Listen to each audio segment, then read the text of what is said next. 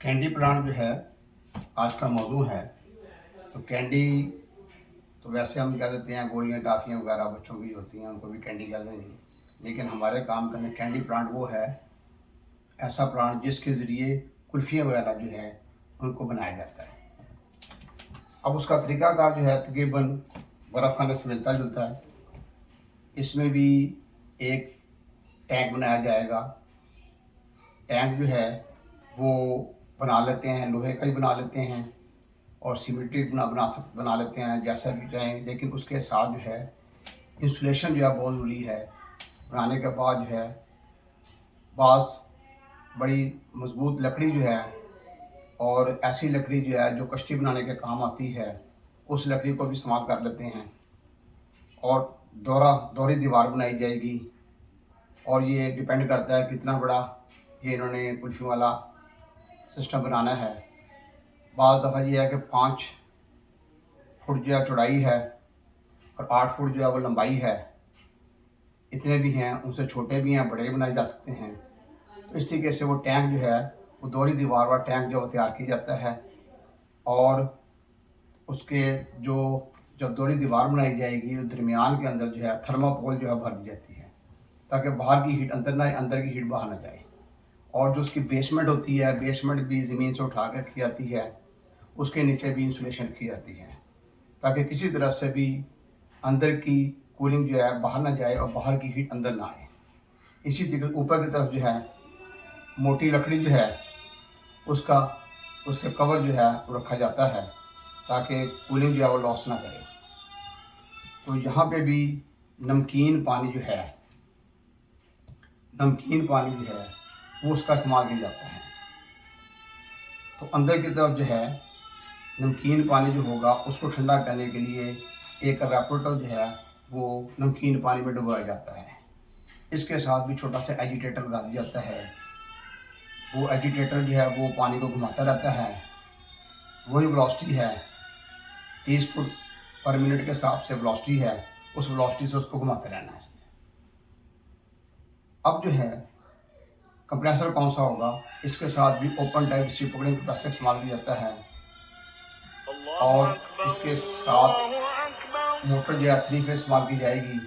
Single phase इस्तेमाल करेंगे तो बिजली का बिल बहुत ज़्यादा आ जाएगा। तो 3 फेज जो है वो मौजूद रहती है। 3 फेज मोटर जो है वो लगेगी, 3 फेज मोटर जिसको चलाएगी कंप्रेसर को।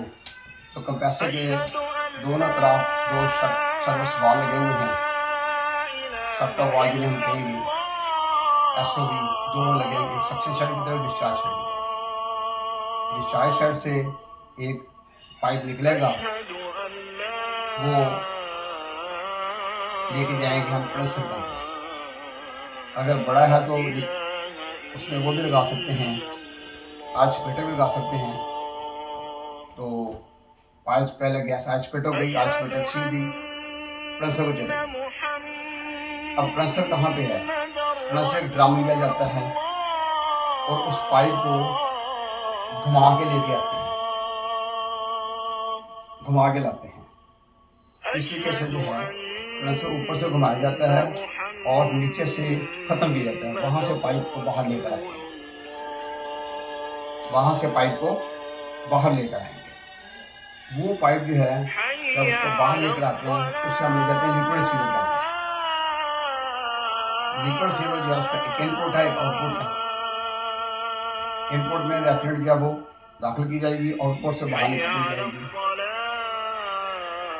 तो इस तरीके से जो है रेफ्रिजरेंट जो है वो पहले कंप्रेसर से निकलेगी, डिस्चार्ज लेने के जरिए वो आएगी कंडेंसर के अंदर आएगी। कंडेंसर जो है वो एक ड्रम है जैसे मैंने बताया, और कॉइल टाइप सिस्टम इस्तेमाल किया जाता है और उस ड्रम के अंदर पानी जो है भरा होगा और ड्रम जो है उसके नीचे वाला हिस्सा जो है वहाँ एक पाइप जो फिक्स किया जाता है और घर जहाँ पर उसको लगाना है वहाँ पे पानी की टैंकी जो है मौजूद होनी चाहिए जिसमें हर वक्त पानी भरा रहे।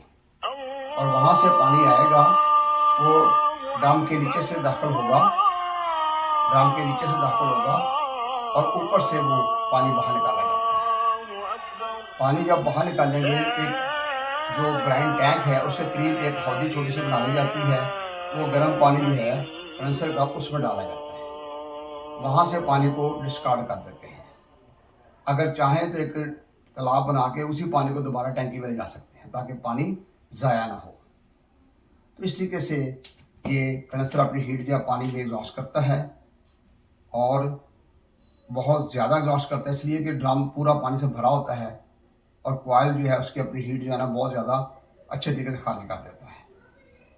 अब रेफ्रिजरेंट जो है कंप्रेसर से निकली, कंडेंसर में गई, कंडेंसर के बाद जो है लिक्विड रिसीवर में आई, लिक्विड रिसीवर के बाद जो है एक साइड ग्लास लगा होगा जिससे आपको पता होगा कि गैस की क्या सूरत हाल है।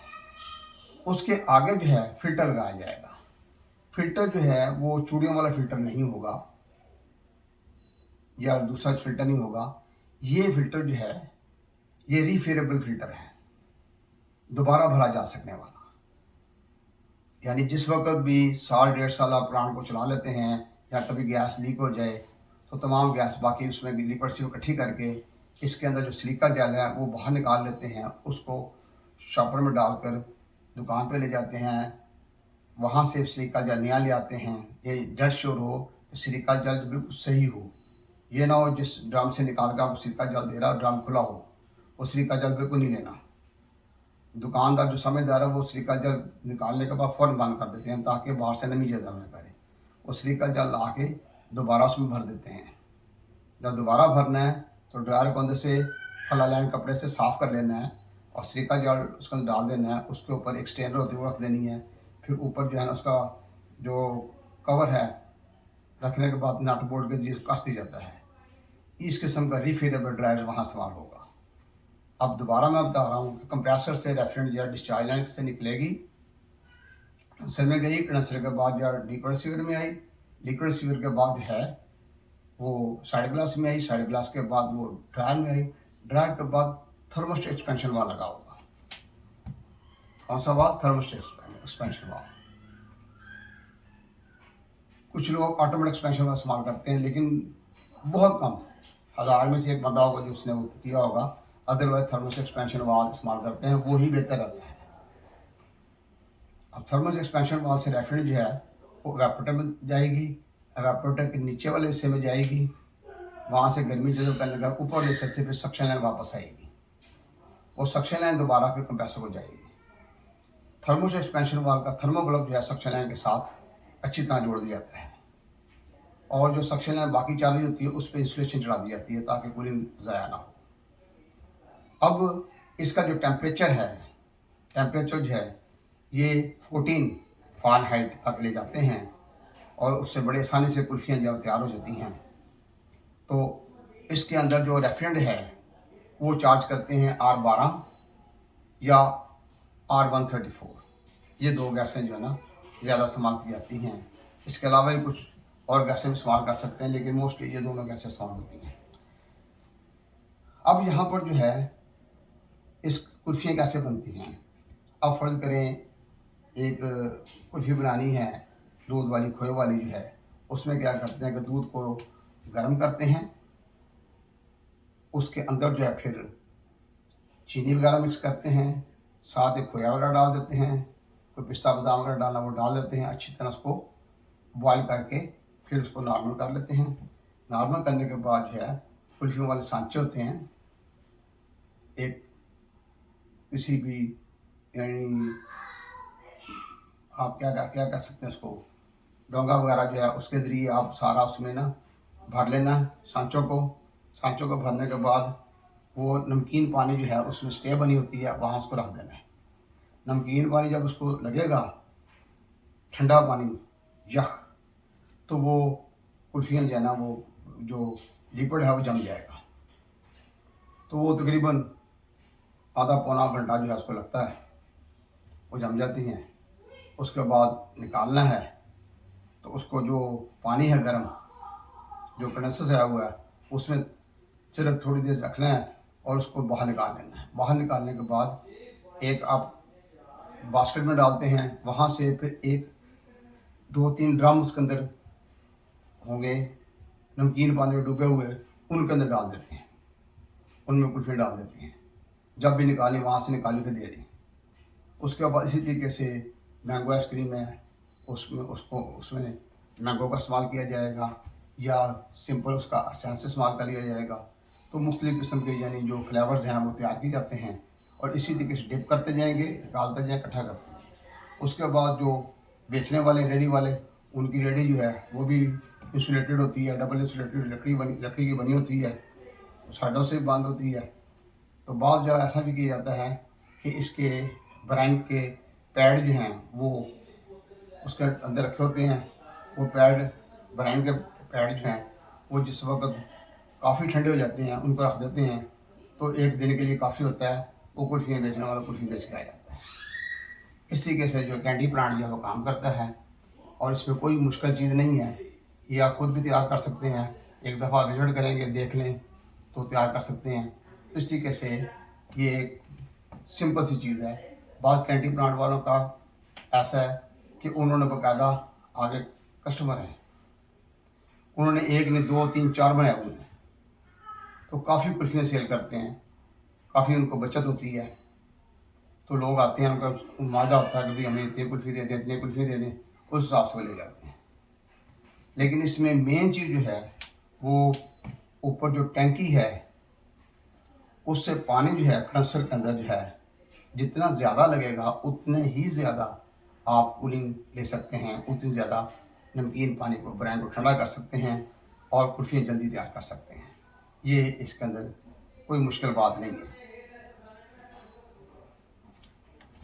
बाकी इसके अंदर जो लीक, अगर प्लांट लीक हो जाता है तो लीक चेक करने का तरीका भी वही है, प्रेशर दे के लीक चेक करनी है। ठीक है, लीक जब ढूंढने के बाद जो है, ठीक है, गैस जो है वो लिक्विड सील होनी चाहिए, वो पाइप खाली होनी चाहिए। अगर कोई जॉइंट लीक है तो जॉइंट जो है ना वो कस कर देख लें, लीक बंद हो जाती है, नहीं तो उसका फ्लेयर दोबारा बना के फिर लगाया जा सकता है। अगर कोई पाइप क्रैक हो रहा है, उसको लीक है, तो वहाँ पर सोल्डरिंग की जा सकती है। फिर प्रेशर दे के लीक चेक कर लें,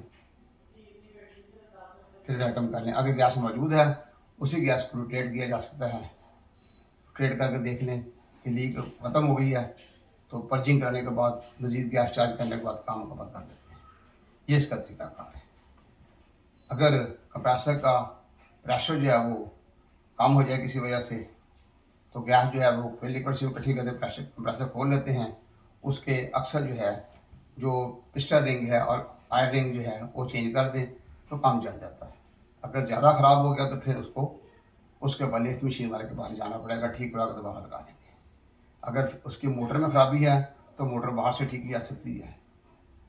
लेकिन एक बात याद रखिए कि पीछे जो है मोटर के जितने एम्पेयर हैं, जितने मोटर ने एम्पेयर लेने हैं, फ़र्ज़ करो एक लाइन के ऊपर जो है एम्पेयर जो है वो 6 हैं, दूसरी पे 6 हैं, तीसरी पे 6 हैं, तो ब्रेकर जो है वो आपने 10-10 एम्पेयर वाले 3 ब्रेकर वहाँ लगा देने हैं। कोई ख़तरे की सूरत में ब्रेकर ऑफ हो जाएगा,